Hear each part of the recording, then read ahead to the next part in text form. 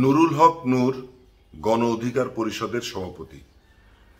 তিনি মোহাম্মদ তাজুল ইসলাম, যিনি আন্তর্জাতিক অপরাধ ট্রাইব্যুনালের চিফ প্রসিকিউটর, তার বিরুদ্ধে কিছু অভিযোগ এনেছেন। তিনি কিছু শব্দ ব্যবহার করেছেন যেগুলো আসলে খুবই গুরুত্বপূর্ণ।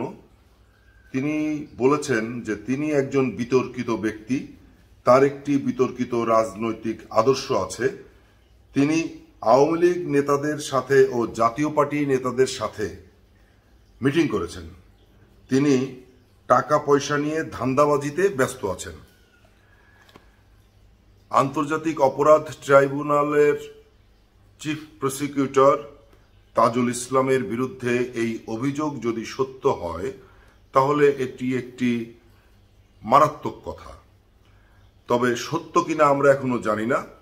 অভিযোগ তিনি করেছেন, কিন্তু পাশাপাশি তাজুল ইসলাম তিনিও বলেছেন যে এই যে অভিযোগটি নুরুল হক নূর করেছে সেটি সম্পূর্ণ অসত্য, এবং নুরুল হক নূর যদি এই বক্তব্য উইথড্র না করে এবং ক্ষমা না চান, তাহলে নুরুল হক নূরের বিরুদ্ধে তিনি আইনগত ব্যবস্থা নেবেন। আসলে সবই প্রমাণ সাপেক্ষে। নুরুল হক নূর সত্য নাকি তিনি সত্য সেটি আমরা বলতে পারবো না। এটি প্রমাণ হওয়ার পরে আমরা বলতে পারবো যে কে সত্য। তবে তিনি যে শব্দগুলো ব্যবহার করেছেন যে তিনি টাকা পয়সা নিয়ে ধান্দাবাজিতে ব্যস্ত আছেন, এর মধ্যে আরেকটা কথা বলে রাখি, গণ অধিকার পরিষদের আরেকটি অংশ আছে যারা নুরুল হক নূরুর বিরুদ্ধে আছে। এক নামে দুটি সংগঠন। এই সরকার আসার পরে নুরুল হক নূরুদের যে গণ অধিকার পরিষদ, তাদেরকে নিবন্ধন দিয়েছে নির্বাচন কমিশন।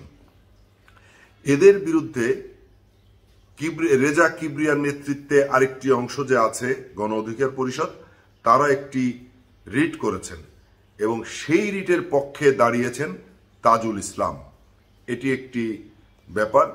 ফলে তাজুল ইসলাম যে তাদের বিপক্ষে দাঁড়িয়েছে এটা একটা ব্যাপার, কিন্তু এখানে নুরুল হক নূর বলছেন যে তিনি একটা গুরুত্বপূর্ণ জায়গায় আছেন, তিনি তার ক্ষমতা ব্যবহার করে এটি করতে পারেন না। এখন কার কথা সত্য, যে তাজুল ইসলাম কি টাকা পয়সা ধান্দাবাজিতে ব্যস্ত এবং তিনি ইতোমধ্যে নাকি আওয়ামী লীগের সঙ্গে জাতীয় পার্টির সঙ্গে মিটিং করেছেন, সেটি কি সত্য কিনা আমরা জানি না। আর এই অভিযোগটি যদি সত্য হয়, তাহলে এরকম একটি গুরুত্বপূর্ণ জায়গায় মোহাম্মদ তাজুল ইসলাম কি থাকতে পারবেন? এখন আমি তো একবার বললাম যে এটি প্রমাণ সাপেক্ষে বলতে হবে।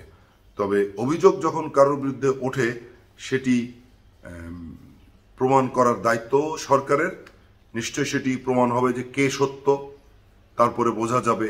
আর যদি নুরুল হক নূরের কথা সত্য প্রমাণ হয়, তাহলে নিশ্চয়ই তিনি সেখানে থাকতে পারবেন না, তেমনটি তো সবাই মনে করছেন। সামনে অপেক্ষা করি, কি হয় দেখা যাক। সবাই ভালো থাকবেন।